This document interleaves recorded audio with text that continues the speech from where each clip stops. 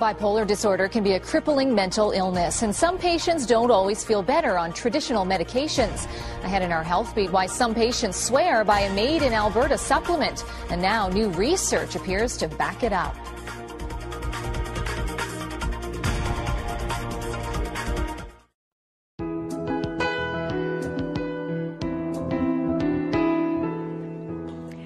A new study offers evidence that a simple mix of vitamins and minerals can help a very complex problem. Bipolar disorder is a serious mental illness, traditionally treated with mood-stabilizing drugs. Michelle, for some patients, a nutritional supplement is really making a difference. It is, Linda, and bipolar disorder is characterized by unpredictable mood swings between depression and mania. For some patients, though, traditional treatments don't always work. A new study shows high doses of a dietary supplement improved symptoms in the majority of patients. The experience of bipolar is a fight in the mind. It's a really big fight in the brain because logically you know better, but emotionally you don't care, and so anything can happen.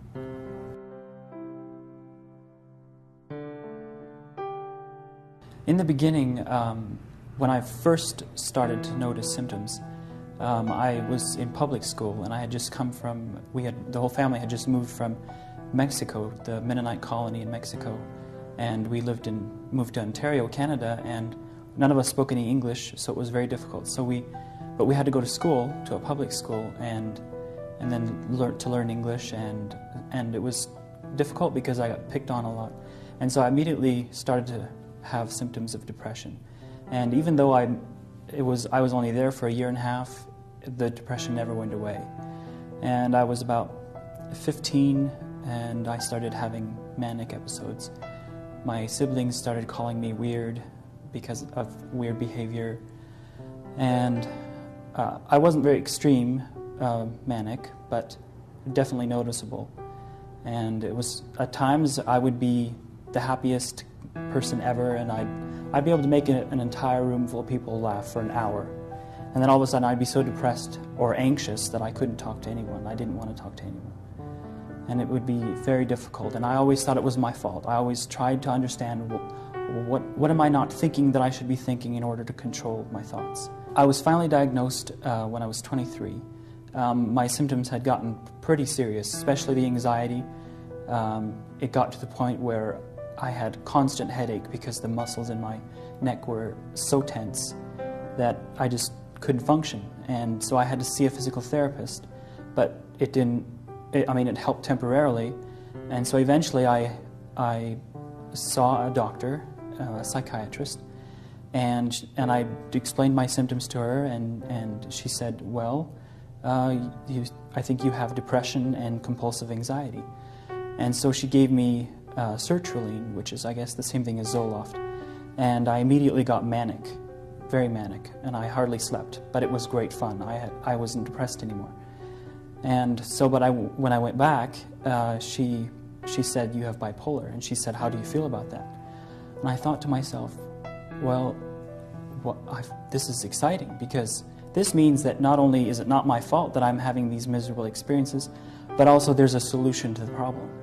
And so for me, this was exciting. And she put me on Depakote, but that did not work. I was extremely tired, very depressed, did not work at all. So she put me on Abilify, and that immediately gave me akathisia. So I was only on it for a week. And good thing I came off of it as soon as I did, or it could have become permanent.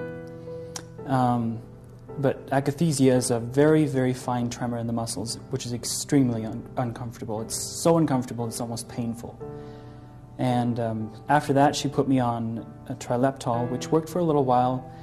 I then had to go up, and then eventually it just didn't work anymore. Then I tried Zyprexa, which on the second day I took it, I slept 18 hours. It made me so tired. And so I couldn't take that. And then she put me on lithium, which didn't really work. And then I was put on Seroquel, Lamictal, and lithium all together. And that kind of worked, but the Seroquel also made me really tired. And I just got tired of medication. It's always a guessing game on how much you should take, what you should take, and you still end up having the symptoms.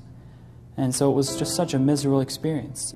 My worst experiences were when I was already on medication, but I would have a manic and a depressed episode at the same time. So my thoughts would be racing, but because I was depressed, they would be negative. And nothing that I tried to think would make anything seem positive. All I could think was negative. And with racing negative thoughts, I just wished to die. I really did. I've never attempted suicide, but I don't think I've ever been so suicidal as I was at that time. I was on the internet one day and I thought, well, maybe I'll just Google something.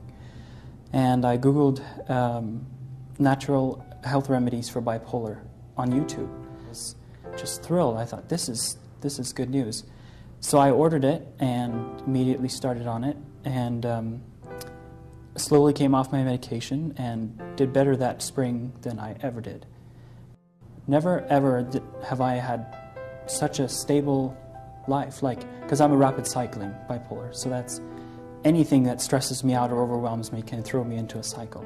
I think it's important for me to share my story because it helps to let people know that there are better alternatives out there. And for as much as I've suffered with all the miserable symptoms of bipolar, knowing that there are others out there who often suffer worse, I want to do anything I can to help them, is bigger than any psychiatrist or psychologist can make, because it removes the source of all the misery. I started noticing the headaches come on the summer before my 9th grade year, which was around about 10 years ago. When I first noticed my headaches, I noticed all my friends would go out and start doing things, and all of a sudden I felt like I couldn't do anything. I had a really bad headache, and so I started just keeping myself out of all the activities that everybody was doing, and I found myself sleeping on the weekend nights just because my head hurt so bad I couldn't go out and do anything. The doctors diagnosed it as chronic headaches, so I'd go to bed with it, I'd wake up with it, and pretty much it never eased up. I'd wake up sometimes in the middle of the night because they were so bad. Once every other week to a couple times a month, I would have more a severe headache to migraine where I just couldn't do anything. It would get behind my eyes. Sometimes it would cause me to vomit. Other times I couldn't see. I definitely couldn't be driving or do anything like that. I'd have to just kind of settle down. At first, in order to address my headaches, I went to several different doctors. We started with just our primary care physician, and then he sent us to some specialists. I ended up getting an MRI done. They couldn't find anything in the MRI, so then they sent us to the dentist to see if I was grinding my teeth. They tried giving me earplugs to see if it was something that was going on in the middle of the night that was happening. I've been to a chiropractor. They thought he did a little laser in my head and thought that would help, just the infrared light. There was never any relief going through all those. I've been on several different medications, lots of different painkillers. I'd take it for about a week and a half to 2 weeks, and I didn't even notice any kind of difference, so I just stopped. I had a shoebox full of medication that just went under my bed, and I kept adding to it every time. If it wasn't worth taking, I wasn't going to take it. From the time I started taking it, I don't remember getting maybe 1 or 2 severe migraines, which weren't very severe, within a month of taking it. So I'd say at least after a month I no longer had any migraines. I still had my day-to-day headaches that continued probably for the next about 3 months is all. And then it wasn't even something I noticed that was gone. It was just one day all of a sudden I looked at my husband and I was like, you know what, I haven't had a headache for a while. They're gone. I was 30 years old when I was first diagnosed with bipolar 2. Now looking back, I know that I struggled from my teenage years. Just everyone kind of wrote things off as just typical teenage behavior. But looking back, I know that it's not, and after years of counseling and seeing psychiatrists, you know that it wasn't normal teenage behavior. So, but I did make it through my teenage years and my early 20s. I had episodes of mania as well as depression. But it wasn't until I hit a really, really bad depression when I was about 30, after I had both my children, that my doctor finally sent me to see someone because he figured, well, this is not normal for me. So in a 2-year period, I was hospitalized 3 times for about a total of 6 months over those 3 times. But the last time I was in there, I finally talked to a nurse and just said, you know what, I don't belong here. I had 2 beautiful children. I had a loving husband, lived in a beautiful home, had a good job. I didn't belong there.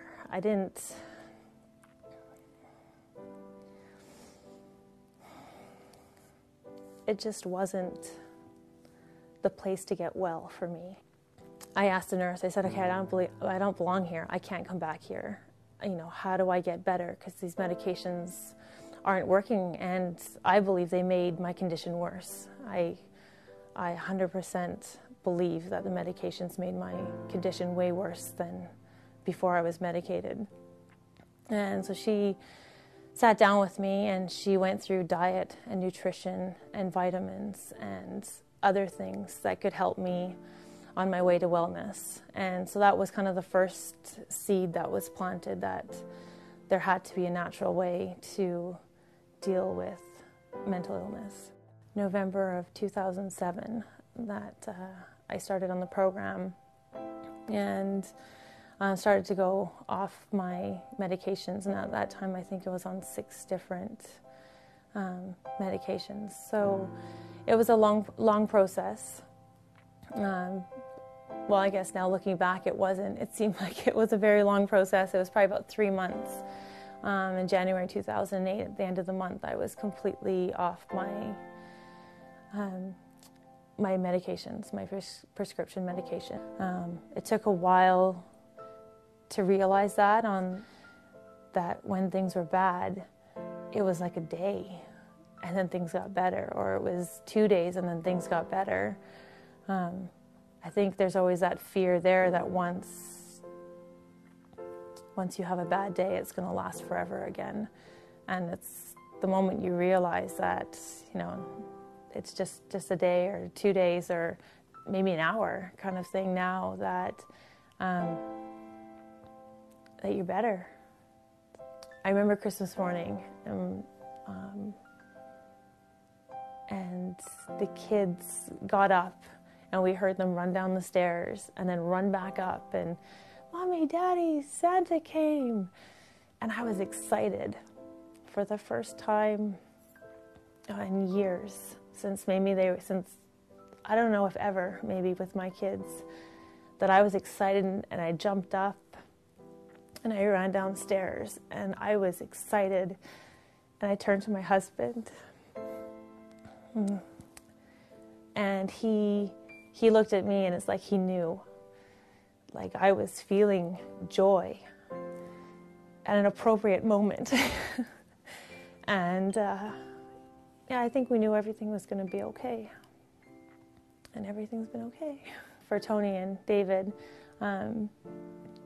just the biggest thank you for your persistence and for wanting something better for your family.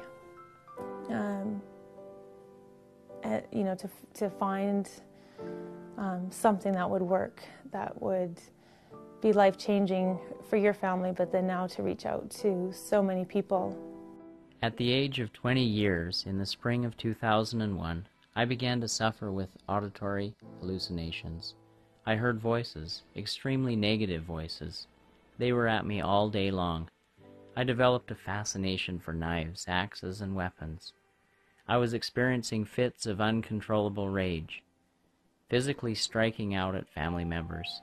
I soon became a real threat to my family and myself. They began to live in fear that I would not only hurt them and their surroundings, but I began expressing suicidal intent. I was very ill and was hospitalized with a diagnosis of schizophrenia. I was hospitalized for 2 months. I was on a cocktail of medications, and some of them had very severe side effects. I was gaining weight uncontrollably. I gained 50 pounds in the 2nd month. I lived in a fog. I don't even remember the first month's stay. I was non-existent and a zombie. While in the second month of my hospital stay, through my father's persistence, I was able to begin a minimal dose. Within 3 months of being home, I was medication-free and doing all the things I used to do. Within 6 months, I was able to return to work full-time. In March 2003, my life took a turn. I met the love of my life, Brenna. We were married in December of that year and honeymooning for Christmas in Hawaii. We began to enjoy life together.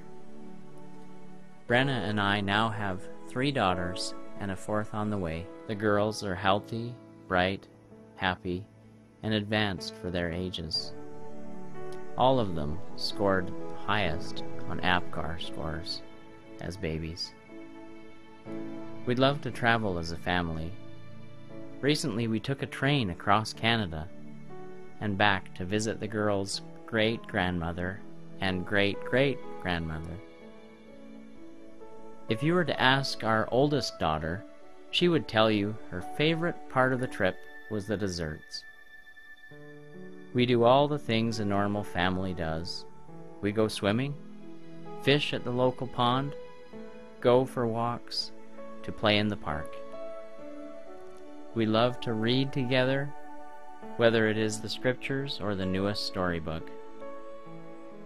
I cannot imagine how difficult it was for my parents when they had to make the decision to have me hospitalized. I can only imagine the pain and the suffering they went through when I was given my formal diagnosis. I can also imagine the joy and gratitude in their hearts when my life and my health began to return to normal. That I am a son, a brother, a husband, and a father. I live with 0 symptoms of schizophrenia. I'm grateful for the knowledge that I have that allows me to maintain my health and live a normal life. I don't have symptoms.